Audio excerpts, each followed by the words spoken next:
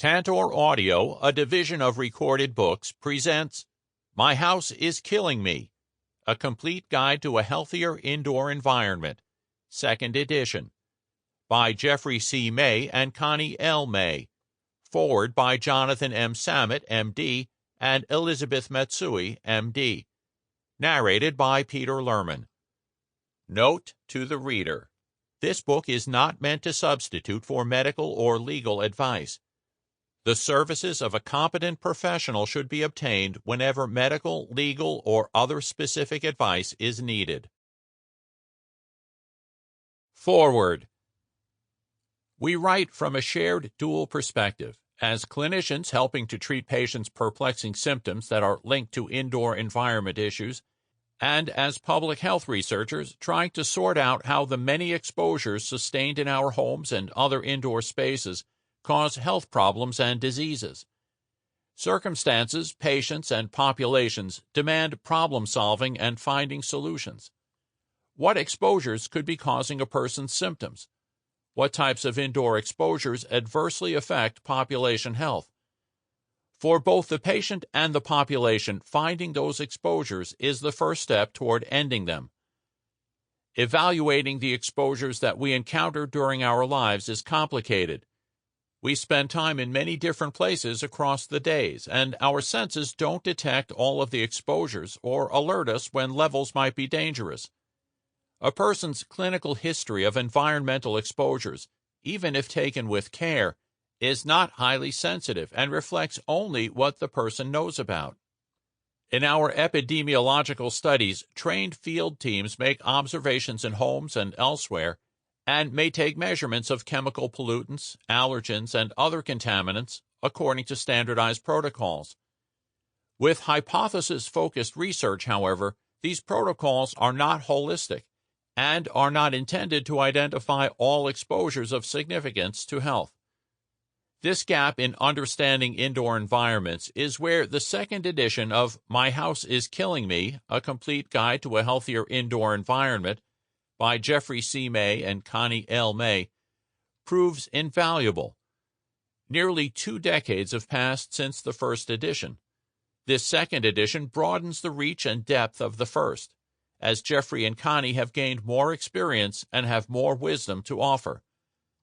Jeffrey and Connie are neither researchers nor clinicians. Rather, they are experienced evaluators of indoor environments who know how to find problems that can be damaging to health. The book is organized to cover the full array of problems that can occur, providing both background information and a rich set of case studies. Jeffrey and Connie are storytellers. Their stories draw on decades of experience and their own responses to indoor problems. Their stories, which are entertaining while being informative, offer lessons that are hard to draw from lengthy and dry tables of data. They document that problems in indoor environments can seriously damage health and that these problems can be identified and solved.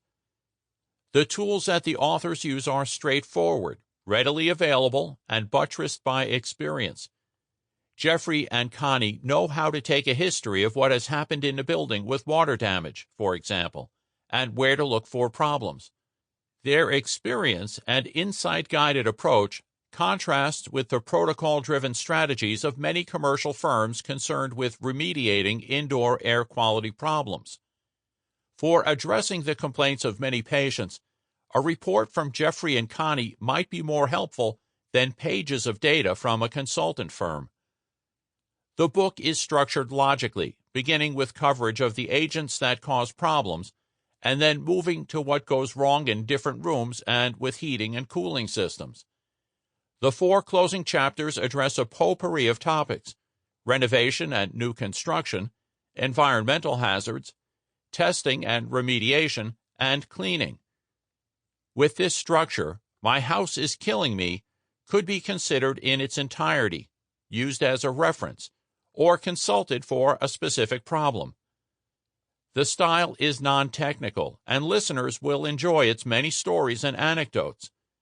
For researchers, this book offers a wealth of experience that could be foundational to planning future studies. Use this book when you next face a challenging indoor environmental problem. There are many, and they are all too common. As always, if you believe that health problems may be caused by your home, speak with your doctor, who can help with the process of pinpointing the cause. Jonathan M. Samet, M.D., Elizabeth Matsui, M.D., MHS. Introduction. We wrote this book not only for people who sneeze, cough, or wheeze in indoor spaces, but also for anyone who wants a healthier indoor environment by reducing potential exposures to indoor contaminants, allergens, and irritants. In this second edition, we explain why problems related to indoor air quality, IAQ, may occur, and include stories of our many experiences helping people improve the quality of their indoor air. We make practical suggestions for eliminating IAQ problems throughout the chapters, as well as in the recommendations at the end of each chapter. This edition includes recent developments in the IAQ field and new stories and photographs from my investigations. We organized Parts 1 and 5 by topics. The discussions in Parts 2 and 3 focus on specific areas of a home. Part 4 covers mechanical, heating, cooling, ventilating, equipment.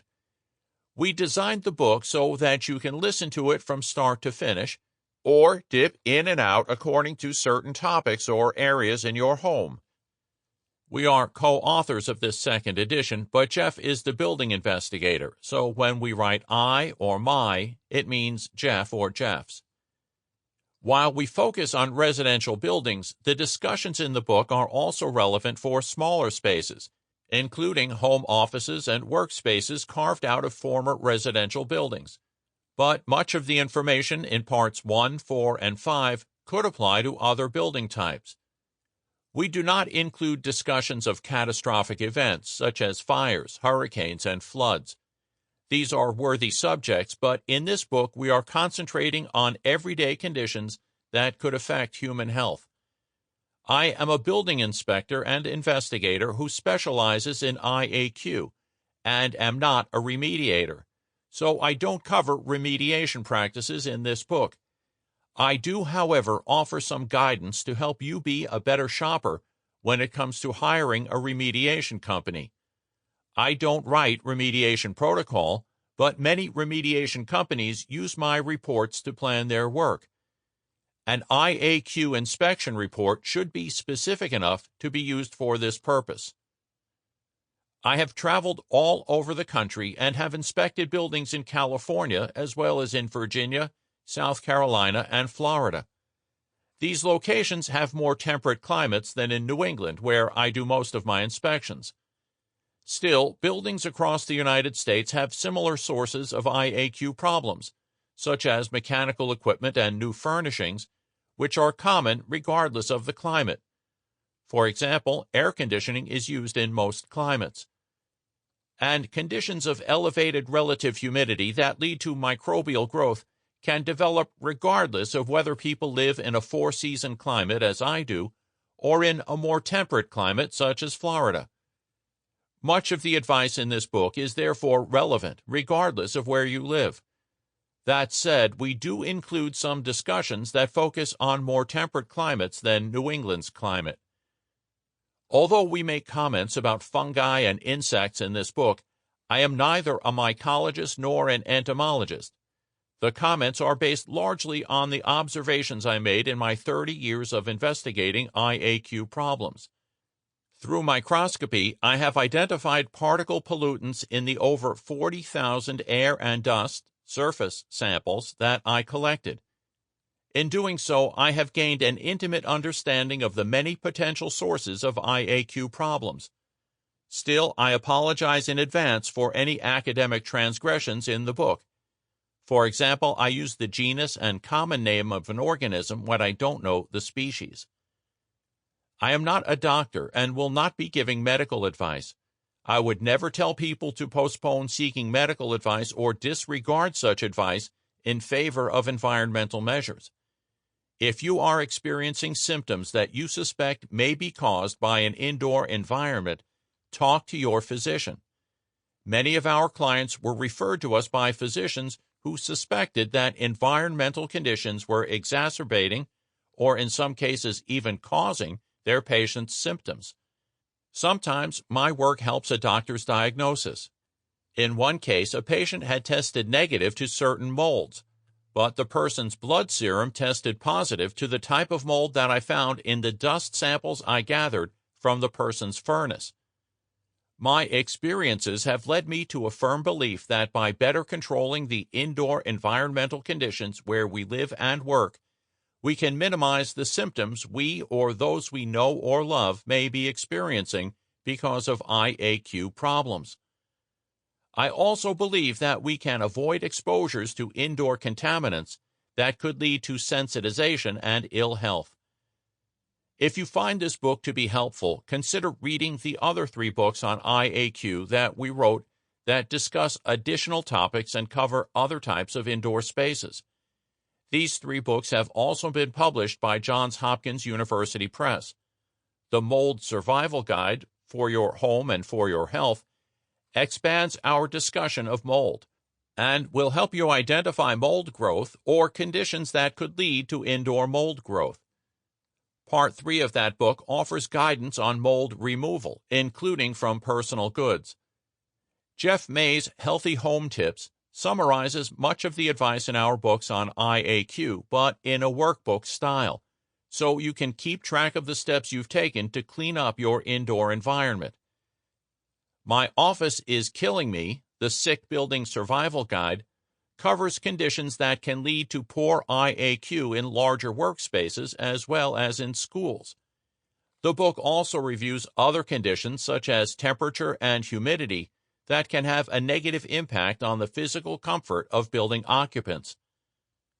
We welcome feedback from our listeners, so if you have questions or would like to share your success stories as you improve your IAQ, please contact us through our website, mayindoorair.com.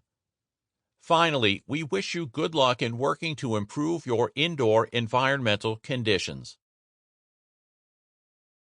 Part 1. The Stage of Our Lives. 1.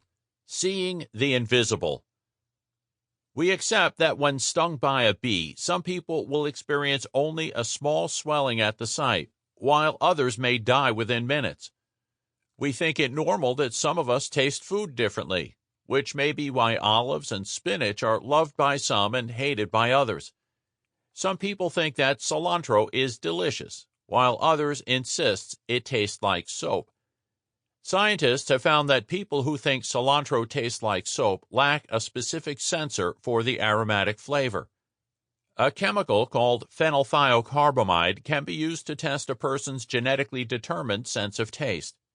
For the test, you touch your tongue to a narrow strip containing a minute amount of this chemical.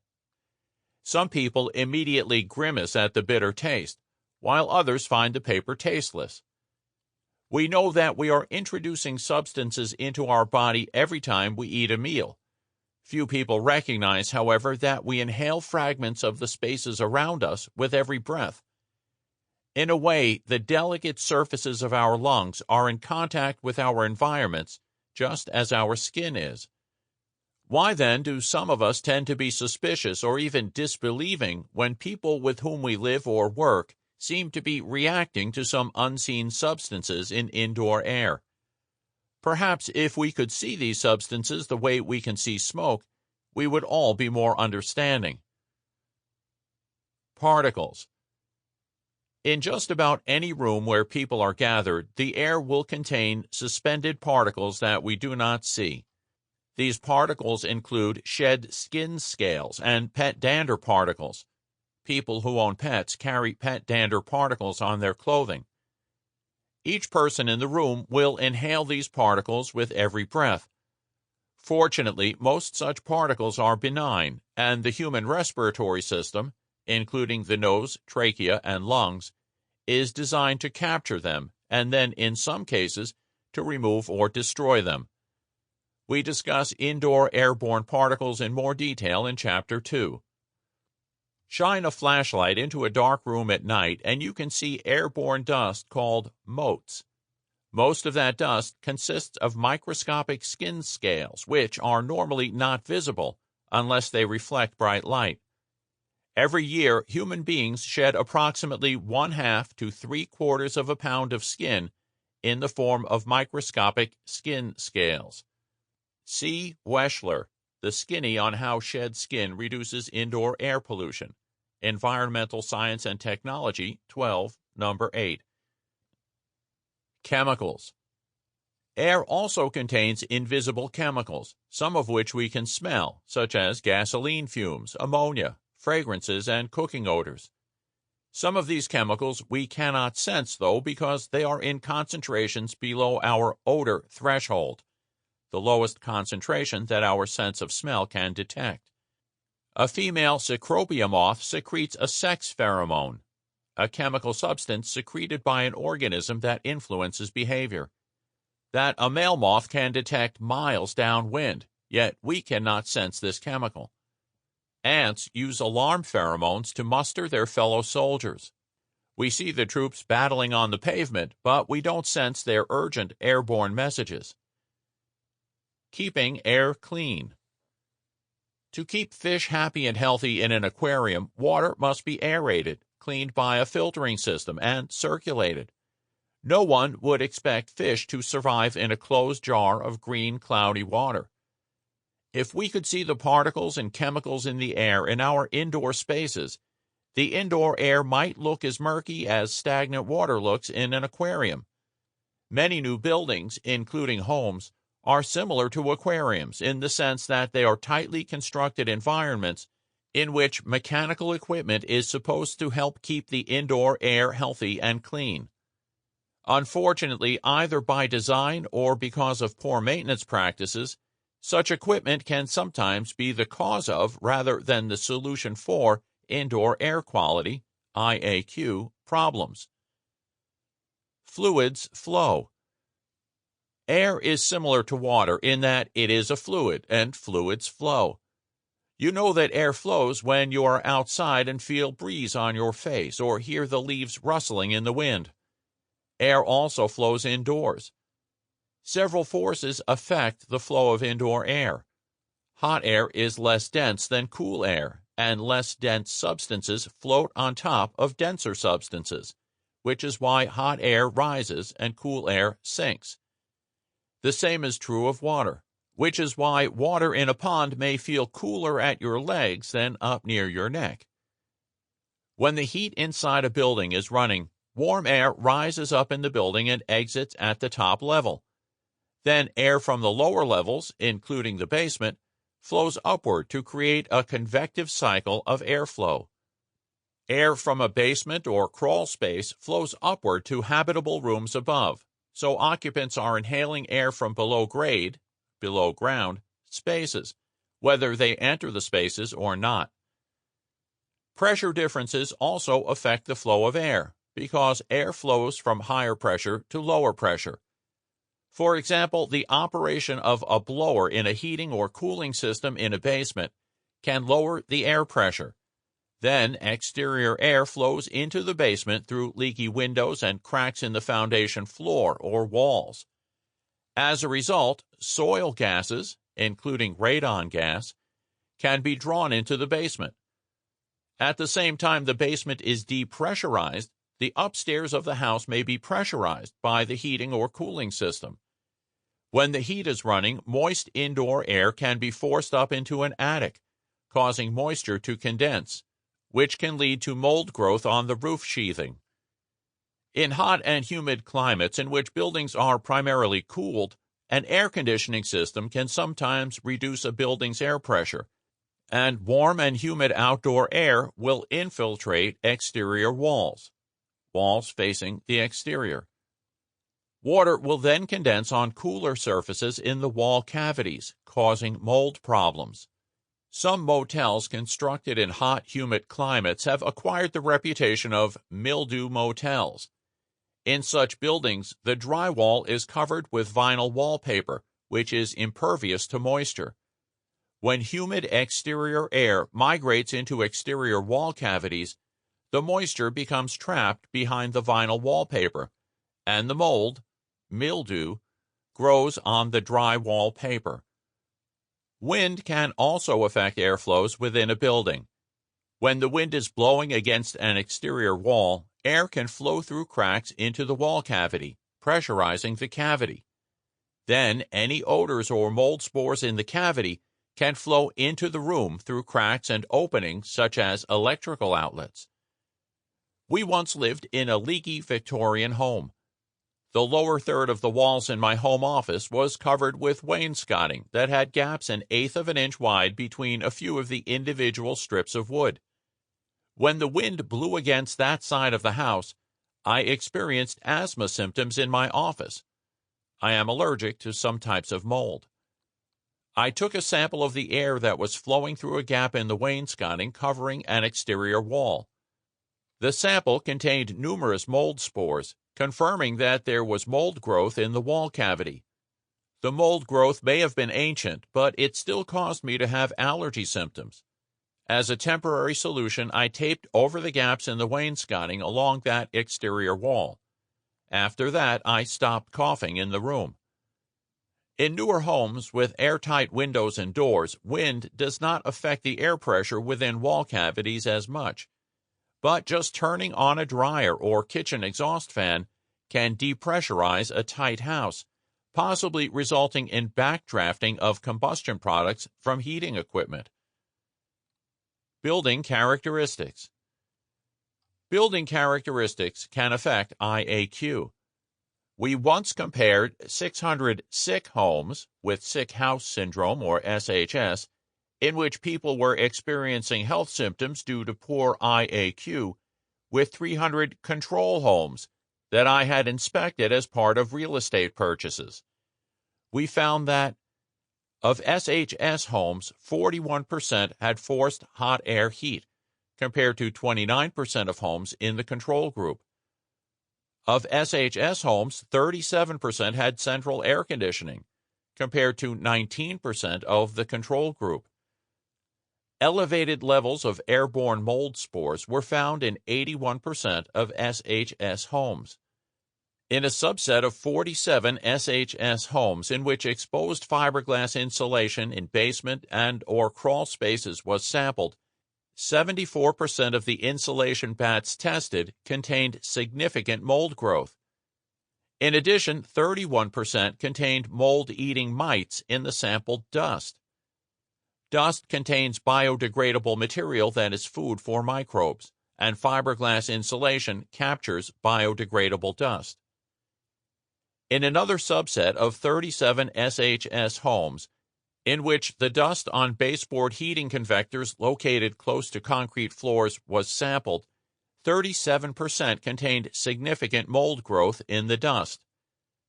Forced hot air heat and a finished carpeted basement were more likely to be present in SHS homes than in homes in the control group. Significantly, SHS homes were almost twice as likely to have central air conditioning. If you live in a home with any of these characteristics, you may want to listen to this book with particular care. The scientific method. In the scientific method, a researcher forms a hypothesis and designs experiments to test the hypothesis. If the hypothesis is that an IAQ problem exists only when the contaminants can be measured, are of a certain type, and reach a certain level or concentration, then the researcher goes about trying to prove or disprove the existence of the problem by measuring the concentration of a finite number of known contaminants. If this hypothesis is not supported by the air or dust sampling, and it usually isn't, then it is assumed that there is no IAQ problem present, regardless of what people in the building may be experiencing. If I receive a report of a strange building odor or allergy or asthma symptoms in a building, I assume there is an indoor environmental issue that should be researched, whether one person or many people are sensing a problem. My task is then to follow the clues that a visual inspection and air and dust sampling provide so that I can find the source or sources of the problem. Only then can appropriate solutions be identified. I often say to my clients, identify the source of the IAQ problem before spending a lot of money on a solution that may not be effective. In the air samples that I take, I usually find bioaerosol, or particles suspended in the air, that are originally from living organisms. For non-bioaerosol particles, such as asbestos, an inorganic material, exposure would not result in immediate symptoms. Still, exposures to toxic or carcinogenic inorganic materials pose a health risk and must be investigated. Disbelievers. I once inspected a house in which the wife's asthma worsened whenever she was in the basement. Her husband, on the other hand, didn't think there was an IAQ problem in the house. I like clients to accompany me when I inspect a property, so I can explain why certain conditions cause me concern. The woman didn't want to go into the basement, so her husband accompanied me when I went down into the space. We disturbed moldy floor dust as we walked around the basement. He turned to me and said, "See, there's no problem down here." But I noticed that mucus was dripping from his nose down to his chin. He didn't think he had any allergies, but I could see that he was probably sensitized to the mold spores in the basement dust. We've often found that only one or two members of a household or work community are sensitized, affected by indoor chemicals, allergens, and other irritants, to substances in indoor air, while other people in the space are not sensitized. Then the sufferers can be treated with impatience or even disbelief. Sensitivity to indoor environmental conditions is more common than many people may think. The American Academy of Allergy, Asthma, and Immunology, AAAAI, reports that 10 to 30% of the world's population has allergic rhinitis. The Centers for Disease Control and Prevention, CDC, reports that 8.4% of children and 7.7% of adults have asthma. A survey of over 1,000 adult Americans conducted in 2016 found that 25.9% had chemical sensitivities, and 12.8% had multiple chemical sensitivities, MCS. You may not be sympathetic toward the suffering of others who are experiencing symptoms in an indoor environment, but such symptoms can afflict any of us at any time, particularly since nowadays people can spend up to 90% of their time in buildings, even when they exercise. Building occupants can thus be exposed on a daily basis to contaminated indoor air, and their health may suffer as a consequence. Cleaning up indoor environments is therefore important for all of us. Some recommendations. If you are experiencing health symptoms in an indoor space and feel better when away from the space, consider wearing a NIOSH or NIOSH N95 two-strap mask, available at most hardware and building supply stores. If you feel better while wearing the mask, you will know that some particles in the air are causing your symptoms. If someone in your home or place of work is suffering health symptoms, support any efforts to find a relationship between indoor environmental conditions and their symptoms. 2. Cast of small characters. Listen to this chapter, if you dare. Let us begin by introducing the cast of small characters, both visible and microscopic, that live beneath our feet and under our noses. Members of this cast, organisms such as dust mites, mold, and yeast, and the creatures that feed on them, can cause coughing, itchy eyes, and breathing difficulties.